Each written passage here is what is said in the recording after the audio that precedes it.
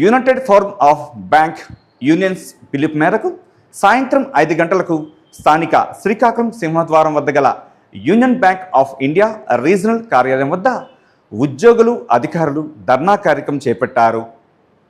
United forum of bank unions పిలుపు మేరకు సాయంత్రం 5 గంటలకు స్థానిక శ్రీకాకుళం సింహద్వారం వద్ద గల union bank of India regional కార్యాలయం వద్ద ఉద్యోగులు అధికారులు ధర్నా కార్యక్రమం చేపట్టారు. కార్యక్రమంలో united forum of bank union convener B Srinivasulu మాట్లాడుతూ ప్రభుత్వ రంగ బ్యాంకులపై ప్రభుత్వం చేపడుతున్న వ్యతిరేక విధానాలు నిరసిస్తూ ధర్నా కార్యక్రమం చేస్తున్నామని అన్నారు. అంతేకాకుండా బ్యాంక్ అధికారులపై ఉద్యోగులపై జరుగుతున్న దాడులను ప్రభుత్వం ఖండించకుండా ఎలాంటి చర్యలు చేపట్టడం లేదని అన్నారు. బ్యాంకులో భారీగా ఖాళీగా ఉన్న ఉద్యోగాలను తగినన్ని కేడర్లలో వెంటనే రిక్రూట్మెంట్ జరపాలని అన్నారు.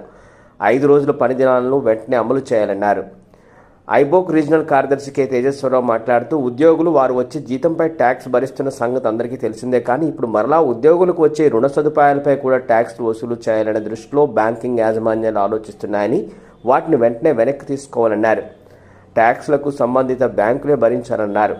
కోఆర్డినేషన్ కమిటీ అధ్యక్షులు గిరిధర్ నాయక్ మాట్లాడుతూ బ్యాంకుల్లో టెంపరీగా పనిచేస్తున్న ఉద్యోగులను వెంటనే పర్మనెంట్ చేయాలని, బ్యాంక్ యాజమాన్యాలు తాత్కాలిక నియామకాలు చేపట్టకూడదని, శాశ్వత నియామకాలు మాత్రమే చేపట్టాలని అన్నారు. ఉద్యోగ భద్రత కల్పించాలని తెలిపారు.